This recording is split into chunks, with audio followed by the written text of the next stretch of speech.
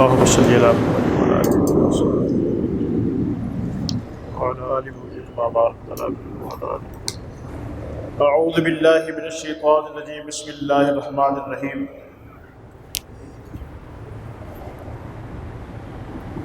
میرے عزیز بزرگوں، میرے ساتھیوں، معززین سامعین کرام، آج کے درس کے اندر دو صورتیں ہیں، اسے ہم معوذتین کہتے ہیں. ایک صورت کا نام سورہ فلق ہے، دوسری صورت کا نام سورۃ الناس ہے. یہ دونوں صورتیں معوذتین کہلاتی ہیں اور ان کا ترجمہ بھی میں ابھی آپ کے سامنے کرتا ہوں. اور یہ دونوں صورتیں اکٹھی نازل ہوئی اللہ کے نبی کریم صلی اللہ علیہ وآلہ وسلم پر. ان کا ترجمہ اس لیے میں کرنا چاہتا ہوں، ایک تو قرآن مجید ہمارے لیے ضابطہ حیات ہے اور ہمارے لیے ہدایت ہے. قیامت تک کے لیے اللہ نے اس کو ہمارے لیے جو ہے گائیڈ بک، کیٹلاگ، کچھ بھی آپ اس کو کہہ سکتے ہیں. حالات ہمارے سامنے ہیں، دن بدن قرب قیامت ہے. انسان کو اللہ نے بنایا تو ہے، لیکن اس بات کو آپ مد نظر رکھیں، یہ انسان اللہ کو بڑا پیارا ہے. اس انسان کی اللہ کے ساتھ، بلکہ اللہ کی انسان کی محبت کے ساتھ یہ عالم ہے کہ اللہ تبارک و تعالی نے اس کی ہدایت کے لیے 1,24,000 پیغمبر کم و بیش دنیا میں بھیجے، صرف انسان کی کامیابی کے لیے، کہ یہ انسان کامیاب ہو جائے اور واپس اپنے گھر میں آ جائے. یہ ہمارا گھر نہیں ہے. اس کے اوپر میں نے متعدد دفعہ آپ کو دلائل دیے ہیں، کتابوں کے اندر بھی اور پریکٹیکل تجربات کے ساتھ بھی. کیونکہ وقت قلیل ہوتا ہے، موضوع کی طرف آنا ہمارا ضروری ہے. آج کے درس کے اندر ان دونوں صورتوں سے بھی ہم الحمدللہ رہنمائی لیں گے کہ اگر آج ہم پریشان ہیں تو ہماری جو پریشانیاں ہیں وہ اور بھی بہت سی وجوہات میں نے بیان کی ہیں کہ پریشانی کی وجوہات کیا ہیں، اور ان کے حل کے طریقے الحمدللہ بتانے کی کوشش کی جاتی ہے قرآن مجید کی روح سے. یہ صورتیں بھی اس تناظر کے اندر ہیں. پہلے ان صورتوں کو جو ہم کثرت سے پڑھتے ہیں، الحمدللہ ہر ایک کو یہ صورتیں زبانی یاد ہے. قل اعوذ برب الفلق من شر ما خلق ومن شر غاسق اذا وقب ومن شر النفاثات في العقد ومن شر حاسد اذا حسد. اللہ فرماتے ہیں، قل، میں نے آپ سے پہلے بھی کہا، یہ اللہ تبارک تعالیٰ کا نبی سے خطاب ہے. میرے پیارے حبیب آپ کہہ دیجئے میں پناہ چاہتا ہوں اس رب سے جو صبح کا رب ہے. من شر ما خلق، اور میں اللہ ہی کی پناہ چاہتا ہوں تمام چیزوں سے جو اس نے بری پیدا کی ہیں. ومن شر غاسق اذا وقب، اور رات کے اندھیرے کے شر سے جب وہ پھیل جائے. ومن شر النفاثات فی العقد، اور پھونکے مارنے والے گروہ، یعنی وہ مرد بھی ہو سکتے ہیں، عورتیں بھی ہو سکتی ہیں. نفاثات سے دونوں مراد ہیں کہ پھونکے مارنے والوں کی شر سے جب وہ گروہ کے اندر، جب گرے ہوتے ہیں نا، گرے جیسے گانٹھ لگاتے ہیں، ان کے شر سے بھی حفاظت. ومن شر حاسد اذا حسد، اور حسد کرنے والوں کے حسد کے شر سے جو ہے نا اللہ کے نبی نے پناہ مانگی ہے. یہ یاد رکھیں، یہ جو صورت ہے یہ اللہ ہمیں سکھا رہا ہے. ایک ہے کہ نبی صلی اللہ علیہ وسلم سکھاتے ہیں، ہاں بھی اپنے مسائل کا حل اس طرح حل کیا کرو. ایک اللہ بتا رہا ہے کہ اپنے مسائل کا حل اس طرح حل کیا کرو، یعنی اس کے اندر کوئی دوسری رائے نہیں ہے. اسی طریقے سے 5 آیتیں یہ ہیں اور 11 آیتوں میں سے 6 آیتیں اگلی. قل اعوذ برب الناس، میرے پیارے حبیب لوگوں کے رب سے، انسانوں کے رب کی میں پناہ چاہتا ہوں، یہ دعا کریں۔ ملک الناس، ہاں جی، انسانوں کے بادشاہ کی پناہ۔ الہ الناس، ہاں جی، انسانوں کی معبود کی پناہ میں چاہتا ہوں۔ من شر الوسواس، وسوسے کے شر سے بھی پناہ مانگتا ہوں۔ الخناس، خناس کا مطلب یہ ہوتا ہے، ایک ہوتا ہے خانس، خانس کہتے ہیں جو آگے ہوتا ہے پیچھے ہو جاتا ہے، ایک ہوتا ہے خناس جو آگے پیچھے ہوتا رہتا ہے، ایسے ایسے ایسے ایسے، اسے کہتے ہیں خناس۔ الذی یوسوس فی صدور الناس، جو وسوسے ڈالتا ہے سینوں کے اندر، لوگوں کے سینوں میں۔ من الجنۃ والناس، وہ جنوں میں سے بھی ہو سکتا ہے، انسانوں میں سے بھی ہو سکتا ہے۔ یہ 11 آیات ہیں۔ اب یہ 11 آیات یاد رکھیں، جیسے اللہ قرآن فرماتا ہے افحسبتم انما خلقناکم عبثا وانکم الینا لا ترجعون، یہ قرآن مجید کی آیت ہے۔ یہ بات طے ہے، اللہ فرماتے ہیں کہ میں نے تمہیں بیکار پیدا نہیں کیا، یہ بات طے ہے۔ بات سمجھیں نا؟ اب اس کی ہر چیز کی کیا حکمت ہے میرے بھائی؟ یہ وہ صفات ہیں جو لامحدود ہیں اللہ کی طرح۔ میں نے بتایا نا، ایک آدمی 60 سال کا ہے جی، پی ایچ ڈی کرتا ہے کس کے اندر؟ بوٹنی کے اندر، ایک چھوٹے سے پودے کے اندر، اس کی ساری زندگی گزر جاتی ہے۔ یہ جو بڑی بڑی یونیورسٹی ہے نا، ان سے جا کے پوچھیں، پوری دنیا میں پی ایچ ڈی کی جو ڈگری ہے وہ آخری ڈگری ہے۔ اب وہ ڈگری کیسے ملتی ہے؟ ایک تھیسس پہ ڈگری ملتی ہے، کسی ایک ٹاپک پر آپ گفتگو کرتے ہیں اور اسی کا سارا سیاق و سباق اکٹھا کرتے ہیں، آپ کی عمر گزر جاتی ہے۔ جی میری 50 سال کی عمر ہو گئی ہے جی، ڈگری حاصل کرتے کرتے اب باقی پیچھے رہ کیا گیا؟ اعضاء ویسے ہی فارغ۔ زندگی کا قیمتی حصہ اللہ کی قدرت کی ایک چیز پر تحقیق کرتے ہوئے لگ جاتی ہے۔ کروڑوں اربوں کھربوں اللہ کی تخلیقات ہیں، اس کی حکمتوں کو کوئی نہیں جانتا، اللہ ہی بہتر جانتے ہیں۔ اس کا حل یہی ہے کہ جو کہتا ہے مانتے جاؤ۔ اب اس کا یاد رکھیں، میں نے یہ بات اس لیے بتائی کہ پورا قرآن مجید ایک بھی آیت اللہ نے ایسی نہیں پیدا کی کہ جس میں کوئی افسانہ ہو، کوئی کہانی ہو، یا ویسے ہی خوبصورتی کے لیے اللہ نے نازل کر دیا، اور نہیں، ایسی بات نہیں ہے۔ ہر آیت، ہر پارہ، ہر سورت، ہر رکوع، ہر لفظ، ہر نقطہ، زبر زیر پیش تک بھی حکمتوں سے خالی نہیں ہے۔ مفسرین پچھلے 1400 سال سے ہر صدی میں سینکڑوں، ہزاروں، لاکھوں پیدا ہوتے ہیں، اللہ کی کتاب پہ ترجمہ تفسیر لکھتے ہیں، لیکن پھر بھی اس کی گہرائی میں نہیں پہنچ سکتے۔ یہ اللہ کی کتاب ہے۔ حدیث کے اندر آتا ہے، آپ، یہ بخاری شریف کی روایت ہے، یہ بخاری شریف کی روایت سنا رہا ہوں۔ اللہ کے بعد جس کتاب کا مرتبہ ہے وہ بخاری شریف ہے۔ بخاری میں آتا ہے کہ اللہ کے نبی کو اما عائشہ رضی اللہ تعالیٰ عنہ فرماتی ہیں، اللہ کے نبی نے یہ کہا کہ عائشہ، میں کوئی کام کرتا ہوں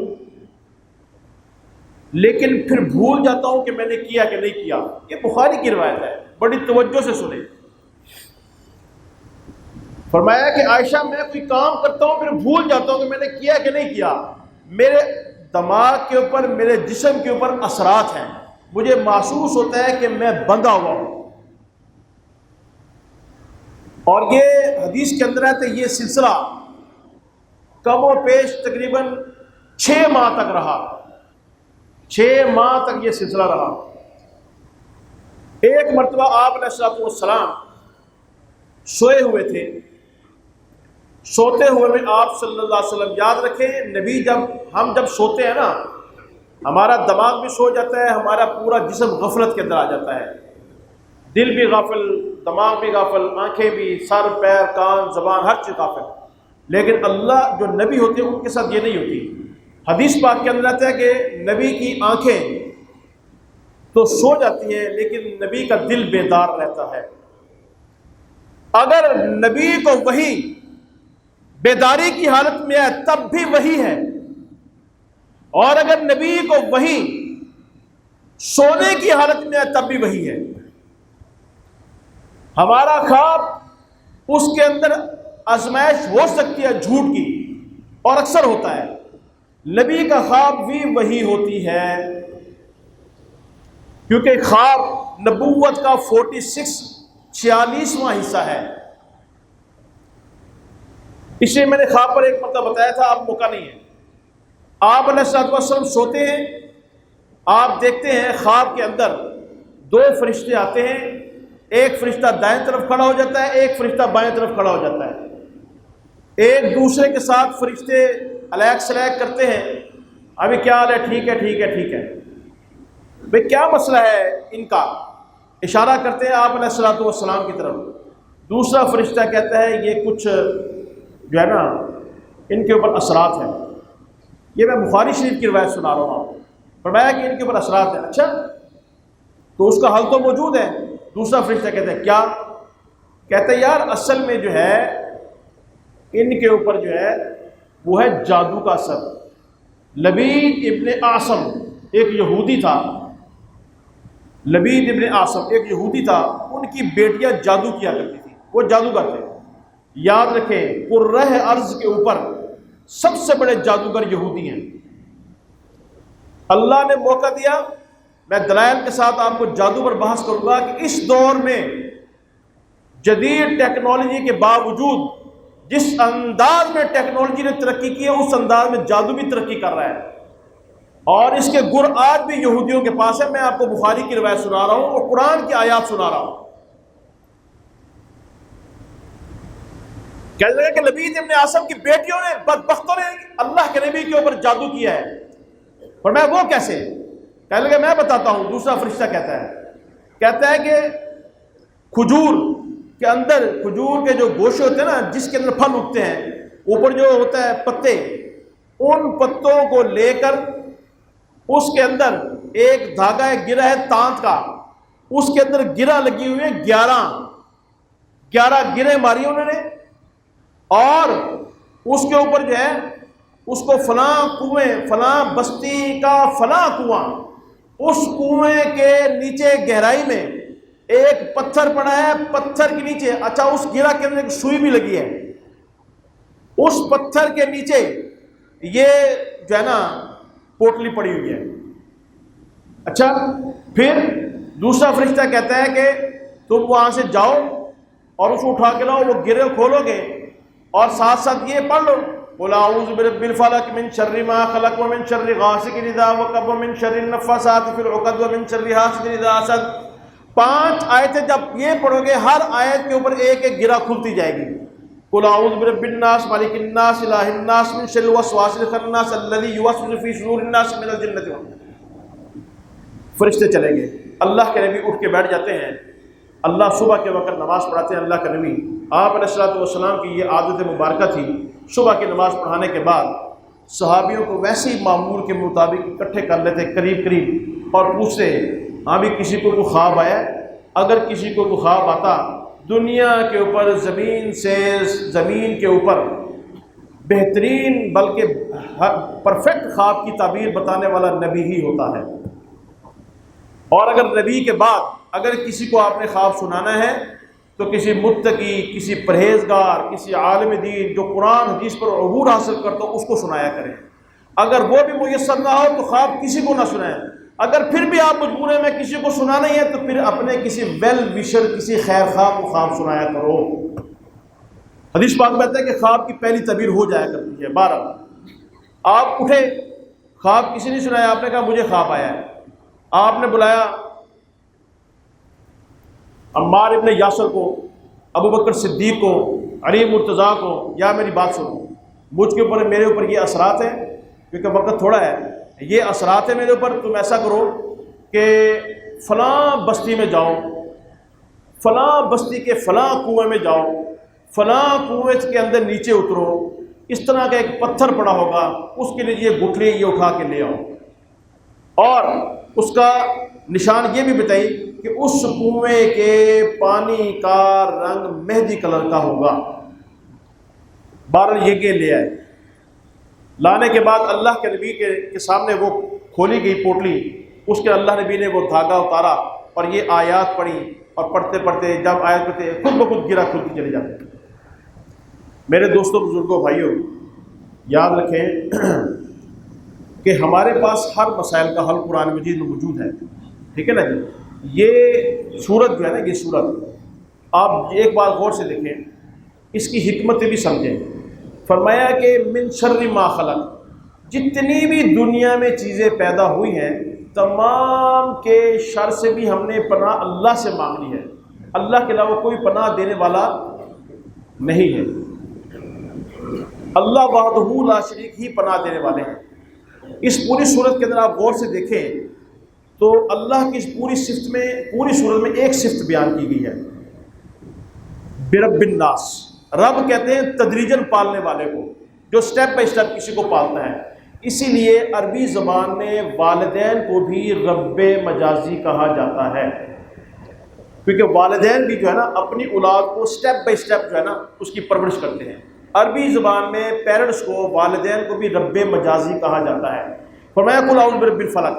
اب اس 5 آیتوں کے اندر آپ غور سے دیکھیں گے نا تو اللہ کی ایک صفت بیان ہوئی ہے، لیکن آگے جو حالات آئے ہیں نا دنیا کے، وہ 3 قسم کے ہیں جس پر اللہ نے یہ بیان کیا۔ فرمایا نمبر 1 من شر ما خلق، من شر غاسق اذا وقب، ومن شر النفاثات فی العقد، ٹھیک ہے نا، اور آگے من شر حاسد اذا حسد۔ یعنی یہ جو 4 قسم کے آپ کے اوپر مسائل آتے ہیں، حسد کرنے والے حسد کرتے ہیں، خام خواہ حسد۔ جی فرمایا کہ دنیا کا بے وقوف ترین انسان ہوتا ہے جو حسد کرتا ہے۔ اگر آپ دیکھیں نا، ایک بے وقوف وہ ہے جسے میں اور آپ بے وقوف کہتے ہیں، ایک عقل مند وہ ہے جسے میں اور آپ عقل مند کہتے ہیں، ایک بے وقوف وہ ہے جسے اللہ اللہ کا نبی کہتا ہے، ایک عقل مند وہ ہے جو اللہ اللہ کا نبی کہتا ہے۔ جی فرمایا کہ یا اللہ نے کہا کہ تمہیں بتاؤ عقل مند کون ہے؟ فرمایا کون؟ فرمایا جو موت کو سب سے زیادہ یاد کرنے والا ہو، دنیا میں سب سے بڑا عقل مند ہے۔ لو یہ ڈیفینیشن ہے عقل مند کی، نہیں بتایا کہ جہاز بنانے والا۔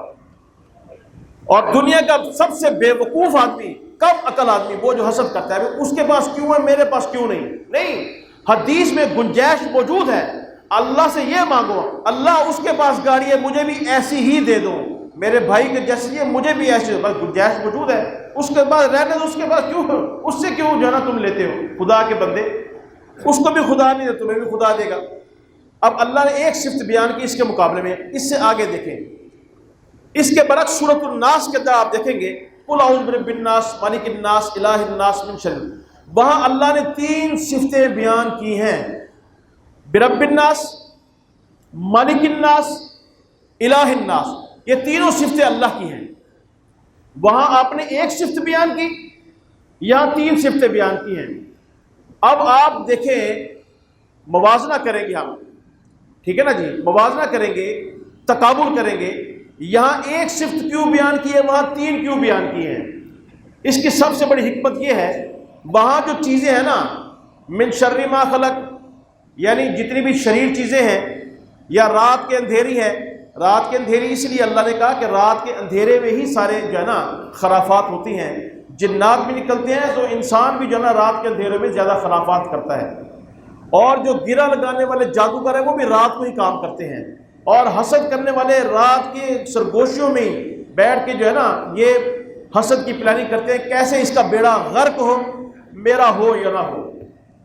اس کے مقابلے میں اللہ نے کہا کہ میں رب اکیلا کافی ہوں۔ رب تو اللہ ویسے ہی اکیلا کافی ہے، لیکن سمجھانے کے لیے دنیاوی نقصانات کو اللہ نے زیادہ اہمیت نہیں دی، اس کے مقابلے میں ایک صفت بیان کی۔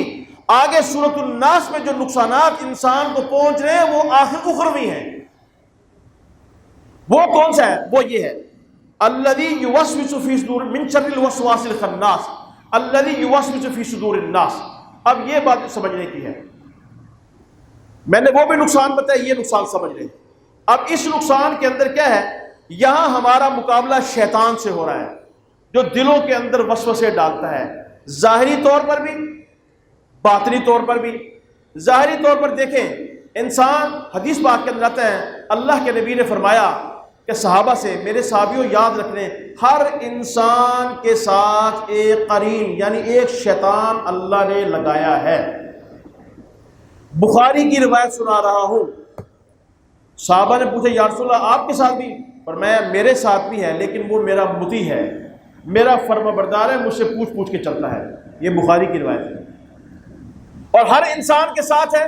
اب ہم تو کمزور ہیں آپ کے سامنے، سب سے پہلے کارروائی یہ ڈالے گا کہ تم گناہ کرو، یوسوسو، دل میں وسوسہ وسوسہ وسوسہ، ہے جی، تھوڑا تھوڑا کر کے یہ کرتے کرتے کرتے کرتے انسان کو جو ہے نا گناہ کروا دیتا ہے۔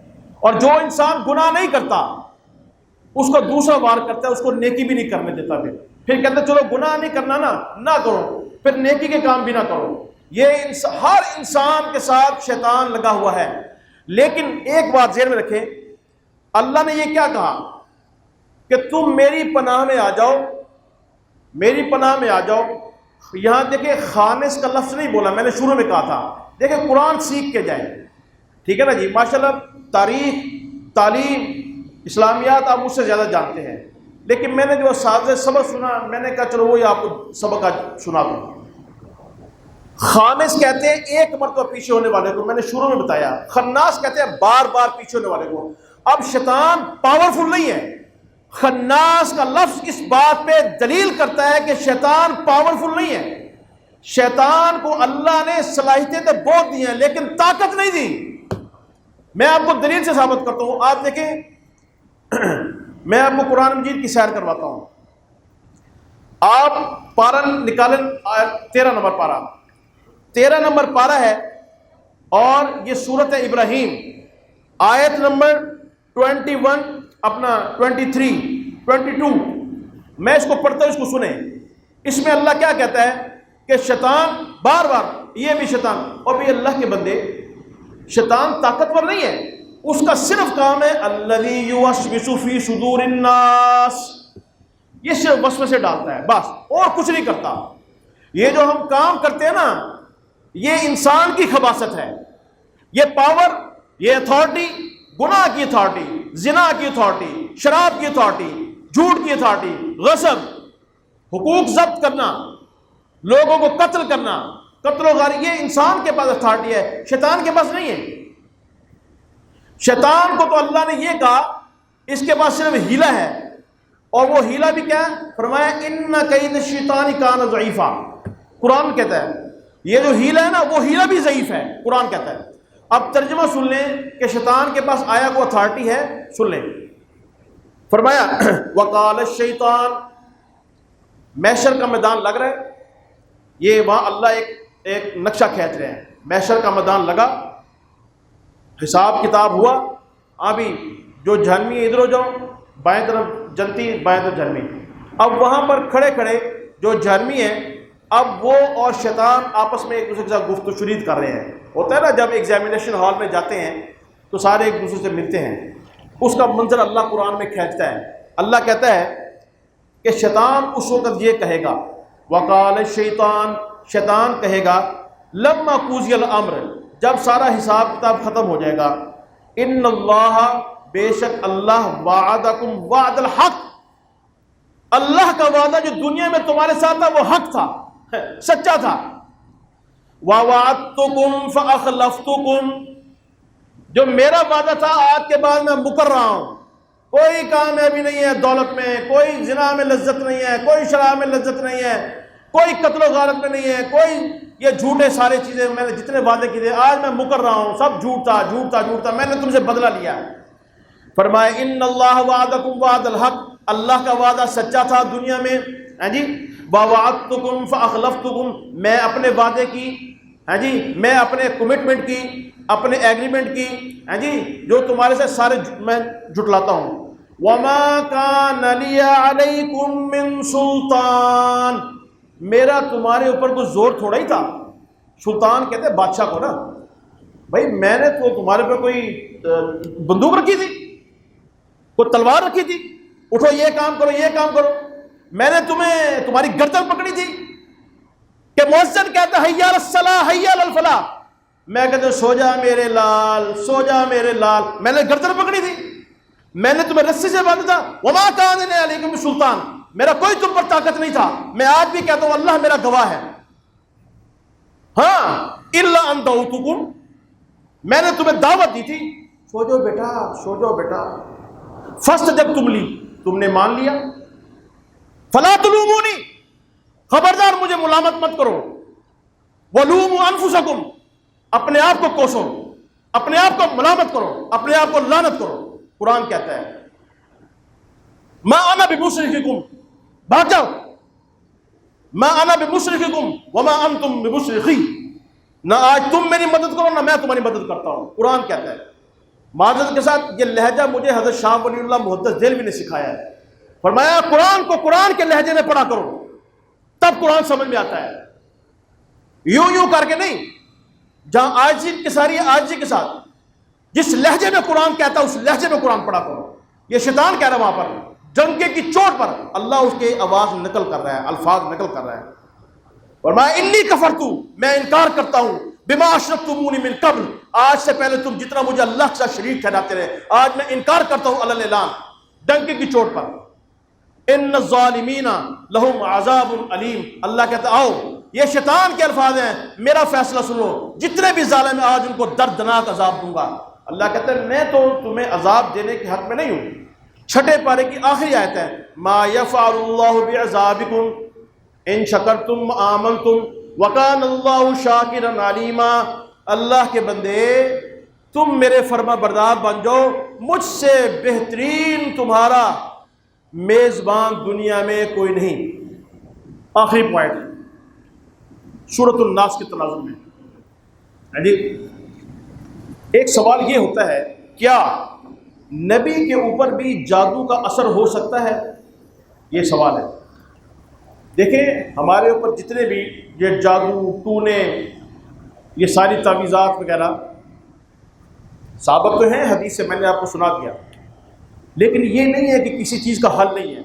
اللہ نے اپنی مخلوق سے اتنی محبت کرتے ہیں۔ مولانا تقی عثمانی صاحب ہمارے بزرگ ہیں، وہ کہتے ہیں کہ میں ایک مرتبہ جنوبی افریقہ کا سفر کر رہا تھا، تو ایک علاقہ ہے کیپ ٹاؤن، وہاں میں پہنچا تو وہاں پر میں اس سے پہلے ایک بڑا خوبصورت وادی آئی، وادی کے اندر مجھے میرا دل چاہا کہ میں یہاں 10 منٹ سٹے کر لوں، اپنے دوستوں سے کہا یار گاڑی ادھر کھڑی کر دو، تو میں 10 منٹ ذرا اللہ کی قدرت کا نظارہ دیکھنا چاہتا ہوں۔ کہتے ہیں میں نیچے اترا، ایک پودا میں نے دیکھا، اتنا خوبصورت پودا، حضرت شیخ فرماتے ہیں شیخ الاسلام، میرا دل کا اس کے پتے ایسے جیسے نرم نرم ملائم، میں نے اس کو چھونے کی کوشش کی تو میرے دوست نے کہا مولانا ہاتھ نہ لگانا اس کو، کہتا ہے میں ڈر گیا، کیا بات ہے؟ کہا مولانا یہ پتا اتنا خوبصورت ہے کہ جو اس کے پتے کو چھو لیتا ہے اس کو اس کے جسم میں ایسے لہریں پیدا ہوتی ہیں جیسے کسی بچھو نے کاٹ لیا۔ بچھو کاٹنے کتنا درد ہے؟ کہتا اچھا، کہنے لگے مولانا کہنا یار مجھے، میں نے کہا یار آپ لوگ تو میرے ساتھ ہیں، مجھے تو بتا دیا، جن کو نہیں پتا وہ بیچارے کتنے پریشان ہوتے ہوں گے۔ کہتے ہیں مولانا ایک آپ کو ایک اور بات بتائیں، جہاں یہ پتا یہاں سے یہ پودا اگتا ہے اس کی جڑ میں ایک چھوٹا سا ایک اور پودا اگتا ہے، جو اس پتے کو ہاتھ لگائے اس میں بچھو کا درد جو اس کے پتے کو ہاتھ لگائے فوراً ختم۔ ہے قدرت خدا کی کہ نہیں؟ ہر زہر کا تریاق، ہر فرعون کے مقابلے میں موسیٰ، جی ہر شر کے مقابلے میں خیر، نظام قدرت ہے۔ یہ دنیا ایگزامینیشن ہال ہے، یہاں پازیٹیو نیگیٹو دونوں چیز اللہ نے پیدا کی ہیں۔ کیوں؟ اللہ سورہ شمس میں کہتا ہے فَأَلْهَمَهَا فُجُورَهَا وَتَقْوَاهَا، نفس کے اندر بھی اللہ نے دونوں کیٹیگری پیدا کی ہیں۔ میں نے تمہارے اندر تقوی کا باکس بھی رکھا ہے، میں نے تمہارے اندر فسق و فجور کا باکس بھی رکھا ہے، لیکن تمہیں قدرت دی ہے ایک ٹانگ اٹھانے کی، وہ جو ایک ٹانگ اٹھانے کی قدرت ہے اس کو استعمال کر کے متقی بن جاؤ، فسق و فجور نہ کرو۔ بہرحال میں یہ کہہ رہا تھا، سوال یہ پیدا ہوتا ہے کہ آیا نبی کے اوپر بھی اثر ہوتا ہے؟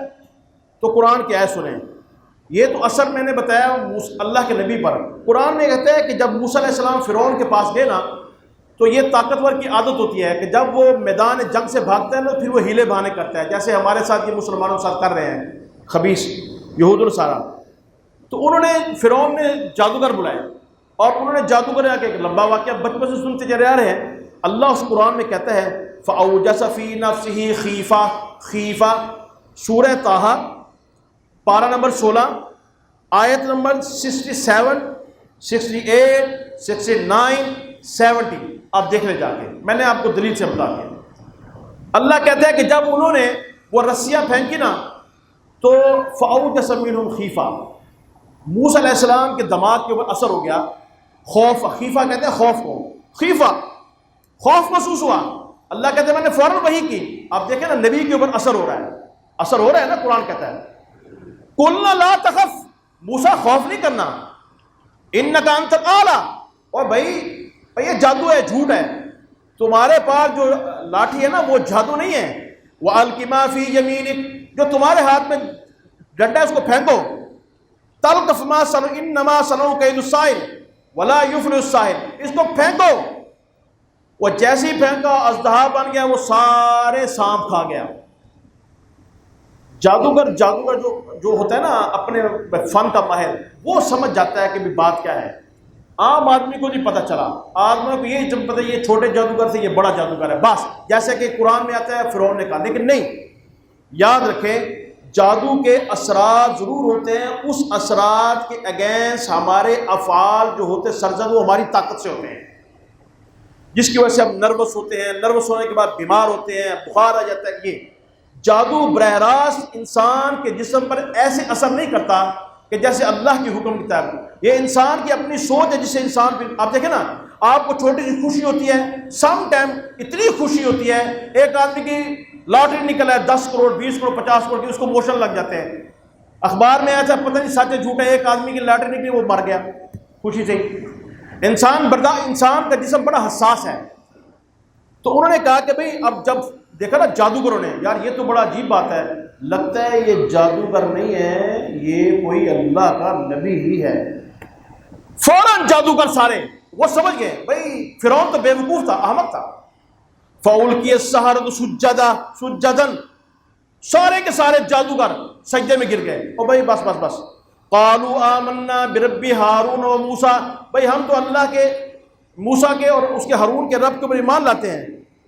اور اس کے فرعون نے جب دیکھا کہنے لگا قَالَ آمَنْتُمْ لَهُ قَبْلَ أَنْ آذَنَ لَكُمْ, تم میری پرمیشن کے بغیر ہی مان لیے, تم سارے آپس میں ملے ہو. اگر تم نے موسیٰ سے علیحدگی اختیار نہ کی فَلَأُقَطِّعَنَّ أَيْدِيَكُمْ وَأَرْجُلَكُمْ مِنْ خِلَافٍ, میں تمہارے ہاتھ پاؤں کاٹ دوں گا. روایات میں آتا ہے اس نے ہاتھ پاؤں کاٹے بھی صحیح, لیکن انہوں نے کیا کہا فَقْضِ مَا أَنْتَ فَقْضِ إِنَّمَا تَقْضِي هَٰذِهِ. اور فرعون جو تو کرنا چاہتا ہے کر لے, ہم 10 منٹ کے اندر موسیٰ کی صحبت سے اتنے ایمان والے ہو گئے, ہمیں کوئی پرواہ نہیں ہے. یہ نبی کی صحبت ہے. مجھے بتائیں, میں یہ خوشخبری کے طور پر بات دہراتا ہوتا ہوں, الحمدللہ میں کہتا ہوں بار بار, آپ خود بھی سنتے ہیں, میری اور آپ کی حالت یہ ہے, ہم جتنے بھی برے گار ہیں لیکن آج بھی اللہ کے رسول قرآن کو فائنل اتھارٹی سمجھتے ہیں, آپ بھی محبت کرتے ہیں, ٹھیک ہے میرے اعمال جیسے بھی ہوں گے. تو بتاؤ صحابہ کی کیا حالت ہوگی. میں نے آپ کو پچھلے جمعے واقعہ سنایا تھا کہ مسیلمہ ابن کذاب نے ختم نبوت میں ڈاکہ ڈالا تھا, اور اس نے جو صحابی پکڑا تھا نا, میں واقعہ پورا نہیں سنا سکا. مسیلمہ نے اس سے پوچھا تم نبی کو رسول مانتے؟ اس نے کہا مانتا ہوں. مجھے کہتا بدبخت نہیں مانتا. مسیلمہ نے کہا اس کا ایک بازو کاٹ دو, جو بدا ہوا تھا نا درختوں کے ساتھ, فرمایا اس کے ایک بازو کاٹ دو, نبی کے غلام کے ایک بازو کاٹو. اس نے کہا بازو کاٹیں گے جو مکر جائے گا.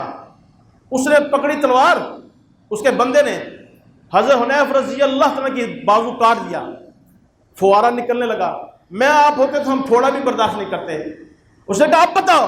اس نے کہا میرا ایمان اور مضبوط ہو گیا ہے. بدبخت میں تمہیں پہلے سے زیادہ سمجھتا ہوں, تو جھوٹا ہے, میرے اللہ کا نبی سچا ہے.